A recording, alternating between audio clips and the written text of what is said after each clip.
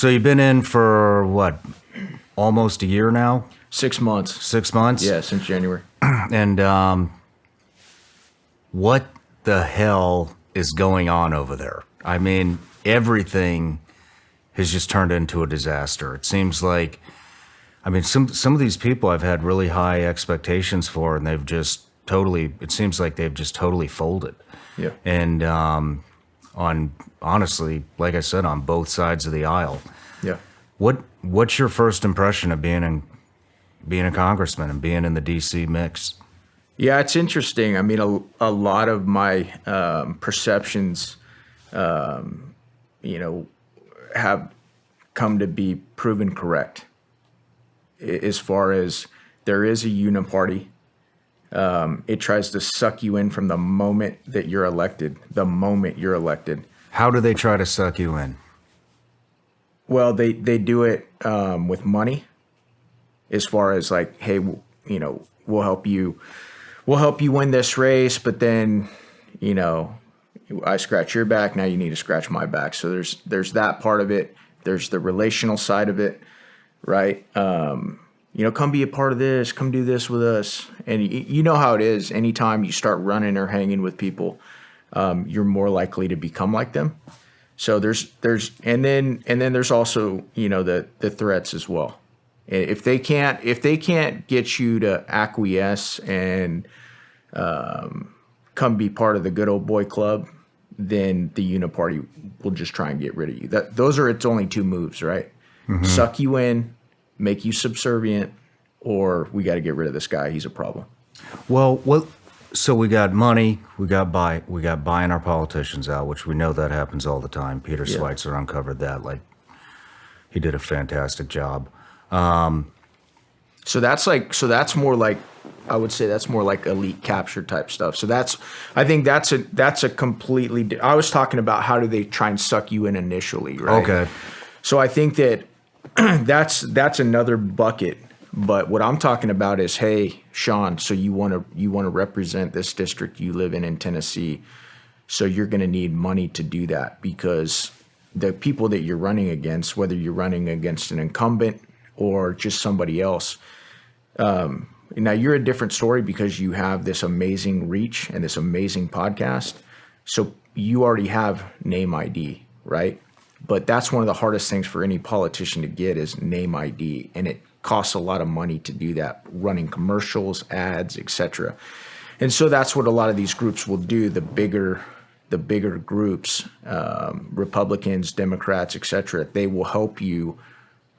They will spend money on your behalf. They will donate to your campaign so that they help raise your name ID. But then, once you get elected, it's like, okay, now it's time to pay us back, and we'll start with who are you need to vote for so and so for speaker, and then these bills are going to be coming up right behind that, and we're going to need you to be on the team.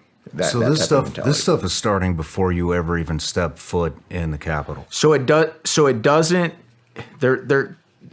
And please keep in mind, dude. Like I can only talk about my experience, and also, I would even say in the theme of level setting, I'm an F and G up there. 6 months in, there's so much I don't know.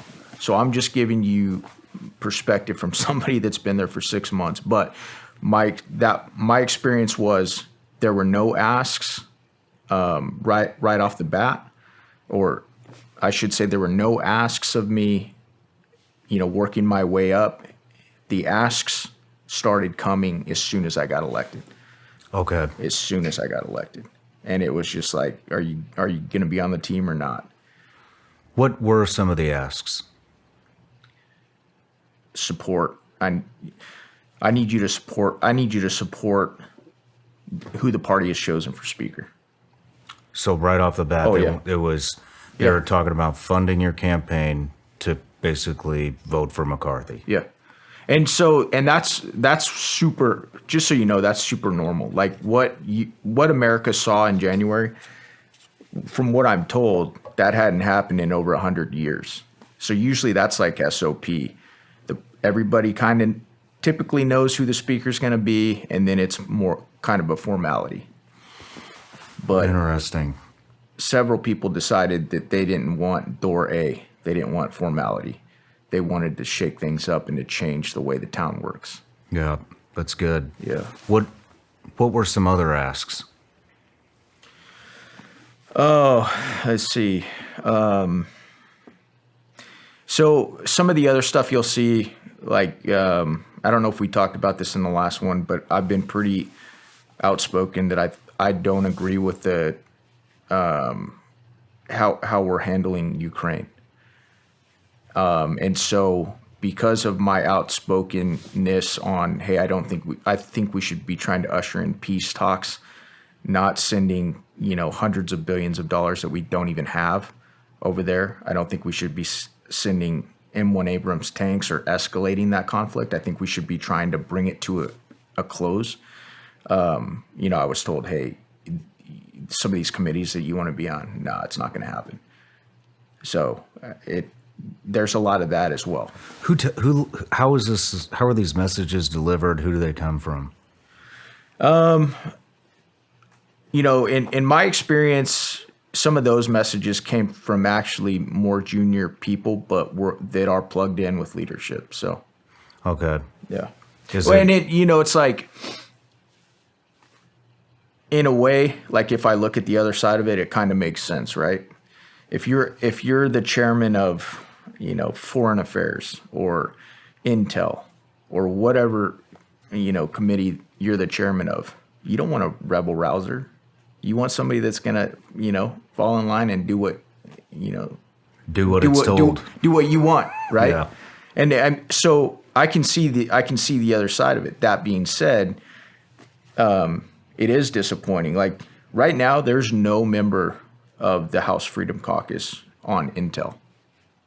In my opinion, that's a massive problem. That's a massive problem. What do you mean by that? So there's an Intel committee, right? Mm-hmm. And they get briefed on, anything and everything related to Intel. And So there's not one. They don't want any rebel rousers on that committee. There's a lot of committees they don't want rebel rousers on, right? Or people that say no to the swamp, to the Uniparty, the establishment, whatever word you want to use. But as of right now, there's no member of HFC on the Intel committee, and that's not a coincidence. Where does this money come from? So can you just run me through one of the approaches? I'm really curious. What about approach? this. On the money stuff. Hey, we're going to donate X amount of dollars to your campaign if you vote for McCarthy. Can you just run me through this scenario? I mean, is it out in the open? Is it? Yeah. Hey, we'll find you at a restaurant and talk to you there. No. Most of it's out in the open, man. It's like, and by law it has to be, right? Because you have to file reports very regularly on where your campaign got money from, and all sorts of stuff like that. So now I'm not going to say that, that there aren't groups and organizations that use, third parties or, or organizations that aren't necessarily connected to them, but, secondary, tertiary organizations to, do their bidding and, support candidates that they want to see win. But what I'm saying is that it was never like, for any of the interactions that I saw were never like hush hush at a bar. Hey, come over here. It was always out in the open, and it was always on the up and up. Okay. But that was definitely something that I experienced right off the bat. Like, all right, it's time. It's time for you to, reciprocate.